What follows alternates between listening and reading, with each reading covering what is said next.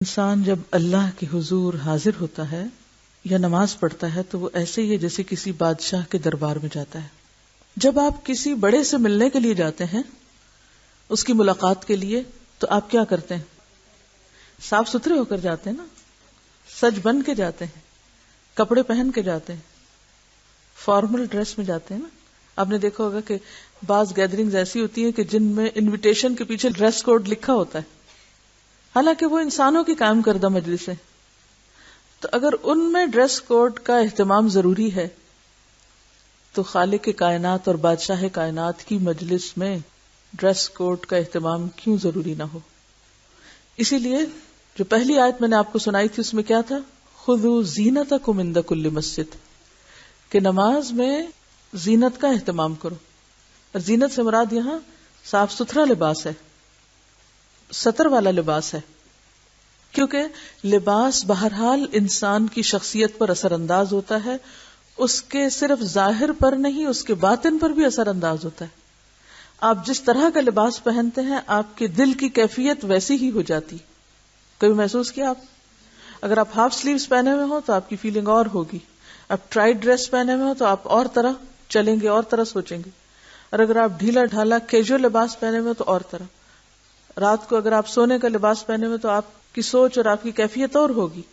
اور اگر آپ کہیں گھر سے باہر ہیں اور باحجاب ڈریس میں ہیں تو آپ کی فیلنگ ہی اور ہو جائے گی. تو یہ ایک مانی ہوئی بات ہے کہ انسان کے جسم کے اوپر جو کچھ ہے وہ صرف اوپر نہیں رہتا بلکہ اس کے اندر تک اثر انداز ہوتا ہے. تو نماز میں چونکہ خشوع شرط ہے، قد افلح المؤمنون الذین هم فی صلاتهم خاشعون، لہذا ہر وہ کام ہمیں کرنے کی ضرورت ہے جس سے نماز میں خشوع آئے، جس کے لیے نمبر 1 طہارت کی ضرورت ہوتی ہے، نجاست سے پاک ہونا ضروری ہوتا ہے. نمبر 2 باوضو ہونا ضروری ہوتا ہے. نمبر 3 پھر صحیح لباس میں ہونا ضروری ہوتا ہے. تو لباس کا ایک مقصد جہاں خالق کائنات کے سامنے زیب و زینت میں جانا ہے، اللہ کی ملاقات کے وقت ایک اچھی حالت میں ہونا ہے اور ایک فارمل ڈریس کوڈ کے ساتھ ہونا ہے، وہاں دوسری طرف نماز کی خشوع و خضوع کا اہتمام بھی ضروری ہے. اور اس لباس کا مقصود یہ بھی ہے کہ نماز میں خشوع آئے اور دھیان اللہ ہی کی طرف رہے. اس لیے لباس میں بھی ہر وہ چیز منع کر دی گئی جو کسی بھی طرح خشوع پر اثر انداز ہو. آپ دیکھیے کہ نماز میں جو التفات قلبی ہے اس سے منع کیا گیا ہے. التفات کا کیا معنی ہوتا ہے؟ ملتفت ہونا. اس نے میری طرف کوئی التفات نہ کیا. التفات کیا ہے؟ توجہ کرنا، مائل ہونا. تو نماز میں اللہ کے علاوہ کسی دوسری چیز کی طرف مائل ہونا یا توجہ کرنا درست نہیں. دائیں یا بائیں جھانکنے سے منع کیا گیا ہے. یہ 2 طرح کا ہوتا ہے التفات. نمبر 1 التفات قلب اور نمبر 2 التفات بصر. التفات قلب کا کیا مطلب ہوتا ہے؟ اللہ کی طرف سے دل ہٹا کر غیر اللہ کی طرف لگانا. اور التفات بصر کیا ہے؟ اللہ کی طرف سے نظر ہٹا کر غیر اللہ کی طرف لگانا. یہ دونوں چیزیں منع ہے. جب تک انسان نماز کی طرف متوجہ رہتا ہے اللہ تعالیٰ اس کی طرف متوجہ رہتے ہیں، اور جب دل یا آنکھ کی توجہ غیر اللہ کی طرف ہو جاتی ہے تو اللہ تعالیٰ بھی اس سے اعراض کر لیتے ہیں، منہ موڑ لیتے ہیں. نقصان کیا ہے التفات قلبی یا التفات بصر کا؟ کہ جب تک آپ کا دھیان اللہ کی طرف ہے، آپ کے دل میں اللہ کی یاد ہے، آپ کی نگاہ ایک خاص مقام پہ ٹکی ہوئی ہے اور ادھر ادھر نہیں دیکھ رہے، تو آپ پر اللہ کی رحمت ہے. اور اگر آپ نے منہ موڑ لیا تو اللہ تعالیٰ بھی منہ موڑ لے گا. رسول اللہ صلی اللہ علیہ وسلم نے فرمایا، مسند احمد، ابو داؤد اور نسائی کی روایت ہے، نمازی جب تک نماز میں ادھر ادھر نہ جھانکے تو اللہ تعالیٰ اس کی طرف متوجہ رہتے ہیں، مگر جب اللہ تعالیٰ سے دھیان ہٹا لیتا ہے تو اللہ تعالیٰ بھی توجہ پھیر لیتے ہیں. کبھی محسوس کیا آپ نے یہ بات؟ جانتے نہیں، محسوس کہاں سے کریں گے کہ ہمارے ادھر ادھر دھیان کرنے سے ہم پہ کیا نقصان ہے. بعض لوگ ہیں بیچ گھر کے کھڑے ہو جاتے ہیں، جو آتا جاتا ہے گزرتا ہے، جو کوئی کام ہوتا ہے ادھر ادھر بھی دیکھتے جاتے ہیں، نماز بھی پڑھتے جاتے ہیں، پورا دھیان رکھتے ہیں ہر چیز کی طرف، کس کی آواز آ رہی ہے، کون آیا، کون گیا، بیل تو نہیں بجی، دروازہ تو نہیں کھٹکا. یہ التفات قلب بھی ہے اور بعضوں کا ساتھ التفات بصر بھی، انتہائی ناپسندیدہ. آپ رکھیے اپنے آپ کو، اگر آپ سے کوئی بات کر رہا ہو، آپ سے کوئی ملاقات کرنے آئے، بعضوں کا تو ہوتا ہے نا کوئی آپ سے ملنے آیا، ہم اللہ کی ملاقات کو جاتے ہیں نماز میں، آپ سے کوئی ملنے آیا ہے، آپ اس سے بات کر رہے ہیں، آپ اس کی طرف متوجہ، آپ سارے کام کاج چھوڑ کے اس کے پاس بیٹھے ہیں، اور وہ کبھی دیکھنے لگتا ہے کہ آپ نے گھر میں کیسے پردے لگا رکھے ہیں، آپ نے کپڑے کیسے پہنے ہوئے ہیں، ادھر سے ادھر، نیچے سے اوپر، دائیں سے بائیں، کیسا لگے گا آپ کو؟ دل چاہے گا اٹھ کے ہی چلے جائیں، یہ مجھ سے ملنے آیا یا میرے گھر سے ملنے آیا. لیکن یہ کہ آج کل لوگوں کو یہ برا نہیں لگتا، اس لیے کہ لوگ اپنے گھر آنے پہ اتنا اصرار کرتے ہیں. میرے ساتھ اکثر ایسا تو لوگ کہتے ہیں ہمارے گھر ہے، میں کہتی ہوں بھی آپ سے ملنا تھا، آپ سے مل لیا. گھر کس لیے آؤں؟ اس لیے کہ ہم نے اتنے اچھے ڈرائنگ روم سجائے ہوئے ہوتے ہیں. یعنی میں کسی کی نیت پہ شک نہیں کرتی، کوئی اور نیت بھی ہوگی، لیکن بعض اوقات یہ ہوتا ہے کہ اتنا کچھ ہم نے سجا رکھا ہوتا ہے کہ ہم اپریسیشن چاہتے ہیں کوئی آئے اور وہ نمائش دیکھے. اچھا پھر اس کے لیے کیا کرتے ہیں؟ لا کے بٹھا کے چھوڑ کے چلے جاتے ہیں. آپ نظارہ کرو، اور کچھ نہیں تو یہ البم رکھے ہوئے، ان کو کھول کے دیکھو، ہمارے زیور دیکھو، جیولری دیکھو، کپڑے دیکھو.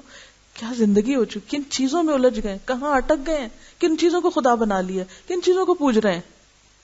اصل چیز تو انسان ہے، اور انسان کی محبت اور انسان کی ملاقات تو کہیں بھی ہو سکتی. اس کے لیے ضروری نہیں ہوتا کہ کوئی آپ سے محبت کا اظہار جب ہی کرے گا جب وہ آپ کے گھر آئے گا. تو اسی طرح اللہ سے جو ملاقات ہے نماز کی شکل میں، اس میں باقی سب چیزیں پیچھے چلی جائیں. نماز میں کھڑے ہونے کی جگہ، پوزیشن، لباس، ہر چیز ایسی ہونی چاہیے کہ جس سے خشوع میں مدد ملے. کیونکہ اگر آپ نے اللہ کی طرف توجہ نہ کی تو وہ بھی آپ سے توجہ پھیر لے گا. رسول اللہ صلی اللہ علیہ وسلم سے جب نماز میں دائیں بائیں جھانکنے کے متعلق دریافت کیا گیا تو آپ نے فرمایا شیطانی جھپٹ ہے. یہ کیا ہے؟ شیطانی جھپٹ ہے، جو کہ شیطان نمازی کی نماز سے جھپٹ مارتا ہے. ہم نماز پڑھ رہے تھے پوری توجہ سے، ادھر سے شیطان آ جاتا ہے اور ہمارا دھیان دل یا نگاہ سے ادھر ادھر کراتا ہے، تو وہ دراصل کیا کرتا ہے؟ جھپٹا مارتا ہے ہماری نماز میں سے، پوری نہ ہونے پائے، گویا وہ اپنا حصہ لیتا ہے اس میں سے. ایک حدیث میں آتا ہے یقول اللہ تعالی الی خیر منی، الی خیر منی، اللہ تعالیٰ فرماتے ہیں کیا مجھ سے بہتر کسی اور ہستی کی طرف جھانکتا ہے؟ کیا مجھ سے بھی اچھی کوئی چیز ہے؟ مجھ سے بہتر تجھے کچھ نظر آ گیا کہ ادھر دیکھتا ہے؟ آپ ذرا اس چیز کو محسوس کریں کہ جب ہم دھیان ہٹا کے کوئی اور ہی باتیں سوچنا شروع کر دیتے ہیں اور کوئی اور ہی چیزیں دیکھنے لگتے ہیں یا کہیں اور ہی کان لگا دیتے ہیں اور توجہ نماز میں تو کم ہوتی ہے اور ادھر ادھر بہت زیادہ ہوتی ہے، تو اللہ تعالیٰ کیا فرماتے ہیں؟ الی خیر منی، کدھر دیکھتے ہو؟ مجھ سے اچھی کوئی چیز مل گئی تم کو؟ حسان بن عطیہ کا قول ہے دو آدمی ایک ہی نماز میں کھڑے ہوتے ہیں لیکن ان دونوں کے درمیان زمین و آسمان کا فرق ہوتا ہے. ایک ہی نماز پڑھ رہے ہوتے ہیں دو لوگ، ایک ہی صف میں کھڑے ہوتے ہیں، لیکن دونوں کی نماز میں زمین اور آسمان کا فرق. کیسے؟ ایک کا خیال پورا اللہ کی طرف اور دوسرا بھی بظاہر ایسے ہی نظر آ رہا ہے کہ وہ بھی نماز ہی پڑھ رہا ہے، لیکن اس کے دل کا دھیان اور سوچیں اور خیالات معلوم نہیں کہاں کہاں سرگرداں ہیں. لہذا ایک وہ اوپر جا ملاقات کرتا ہے اپنے رب سے اور ایک وہیں بھٹکتا پھرتا ہے. نماز کی تو اصل حقیقت ہی یہی ہے کہ انسان اللہ سے ملاقات کرے، اللہ سے ملنے جائے، اور ایسی نماز انسان کے گناہوں کا کفارہ بنتی. اور ایسا ہی شخص جب نماز سے فارغ ہوتا ہے تو اس کے دل کا حال کیا ہوتا ہے؟ کیا حال ہوتا ہے جب آپ اچھی سے نماز پڑھ کے اٹھیں؟ ایسا لگتا ہے ایک بوجھ ہٹ گیا، خوش ہو کر آپ نکلتے ہیں اس سے، اگلی نماز کا انتظار کرتے ہیں کیونکہ آپ کو خوشی ملی نا، کیونکہ جس چیز کو آپ انجوائے کرتے ہیں اسے آپ بار بار کرنا چاہتے ہیں. لیکن چونکہ ایک نماز ہی ٹھیک نہیں پڑھتے لہٰذا اس میں ہی مزہ نہیں آتا تو اگلی کہاں سے پڑھنے کو دل چاہے گا. تو وہ کیسی نماز ہوتی ہے جسے آنکھوں کی ٹھنڈک کہا جاتا ہے، جسے دل کا سکون کہا جاتا ہے، جو روح کی تسکین کا سبب بنتی ہے، جو دنیا میں ہی اس کو ایک جنت کا مزہ چکھا دیتی جیسے وہ جنت سے ہو کے آ رہا ہے. ایسی خوشی اس کے دل کو دیتی اور جسم بھی اور دل اور روح ہلکا پھلکا ہو جاتا ہے. جیسے کہ آپ صلی اللہ علیہ وسلم فرماتے ہیں کہ نصلی فنستریح بصلاتنا، ہم نماز پڑھیں کہ ہم نماز سے راحت پائیں، آرام پائیں. آپ کیا فرماتے تھے حضرت بلال کو؟ یا بلال اقم الصلاۃ ارحنا بہا، بلال نماز قائم کرو، یعنی اذان دو تاکہ ہم نماز پڑھیں اور ہمارا دل اس سے خوش ہو جائے، ہمیں راحت پہنچے. یہ دنیا کی مصیبتوں نے ہمیں گھیرے میں ڈالا ہوا ہے، ہم ان سب سے نکل کر اپنے رب سے ملنے جائیں، ارحنا بہا، راحت پائیں. ایک اور جگہ پر آپ نے فرمایا جعلت قرۃ عینی فی الصلاۃ، میری آنکھوں کی ٹھنڈک کس میں رکھ دی گئی؟ نماز میں. اور جو شخص اچھی نماز پڑھتا ہے تو اس شخص کو ایک راحت اور سکون اور خوشی خود کو ملتی تو ہے، اس کے ساتھ نماز بھی اس کے لیے دعا کرتی ہے. اور جو شخص نماز کو بگاڑتا ہے نماز اس کے لیے بد دعا کرتی ہے. کہتے ہیں نا نماز نور ہے یا برہان ہے. تو بات یہ ہے کہ نماز اٹھتی ہے نا، جب نیک عمل اٹھتا ہے، جب آپ نماز پڑھتے ہیں تو وہ اوپر اٹھا لیا جاتا ہے، اور وہ اس حال میں اٹھتی ہے کہ وہ نمازی کو دعائیں دے رہی ہوتی ہے. کیا دعا دیتی ہے؟ حفظک اللہ کما حفظتنی، اللہ تیری حفاظت کرے جیسا کہ تو نے میری حفاظت کی. اللہ تیری حفاظت کرے، نماز کی دعا لیتا ہے انسان جیسے تو نے میری حفاظت کی. لیکن جو شخص نماز میں خشوع و خضوع نہیں کرتا تو وہ اس کو ضائع کر دیتا ہے. اور حدیث میں آتا ہے کہ وہ پرانے کپڑے کی طرح لپیٹ کر نمازی کے منہ پہ ماری جاتی ہے. وہ کہتی ہے ضیعک اللہ کما ضیعتنی، اللہ تجھے ضائع کرے، اللہ تجھے برباد کرے جیسے تو نے مجھے برباد کیا. رسول اللہ صلی اللہ علیہ وسلم نے فرمایا کوئی مومن پوری طرح وضو کر کے نماز کے لیے وقت پر اٹھ کر اسے ادا کرے، اسے بے وقت نہ کرے، نہ اس کے رکوع اور سجود اور باقی ارکان میں کسی قسم کا نقص آنے دے، تو وہ سفید اور نور سے چمکتی ہوئی اللہ عز و جل کی طرف اٹھائی جاتی ہے، جس کی روشنی سے مشرق و مغرب چمک اٹھتے ہیں، حتیٰ کہ چڑھتے چڑھتے اللہ تعالیٰ کے پاس پہنچ جاتی ہے. لیکن جو نماز کے لیے اٹھے نہ پورا وضو کرے، نہ وقت پہ ادا کرے، چوروں کی طرح اس کے رکوع، سجدے اور دیگر ارکان کی چوری کرے، یعنی جلدی جلدی بس ٹوکرے مارے، تو سیاہ و کالی ہو جاتی ہے اور اس کے سر سے بھی اوپر نہیں جاتی. اسے بد دعا دیتی ہے کہ خدا تجھے اسی طرح ضائع اور برباد کرے جس طرح تو نے مجھے ضائع اور برباد کیا.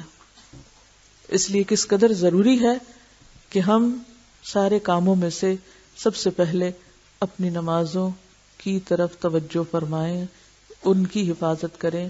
اور یہ جتنے مسئلے مسائل بتائے جا رہے ہیں یہ اس لیے نہیں کہ یہ کہا جائے کہ اتنی بھی کیا ریجیڈیٹی کہ اگر دوپٹہ آگے پیچھے ہو گیا، اگر کپڑا باریک ہو گیا تو کیا فرق پڑتا ہے. نہیں، یہ سب کچھ نماز کی حفاظت کے لیے ہے، نماز کو صحیح معنوں میں ادا کرنے کے لیے ہے.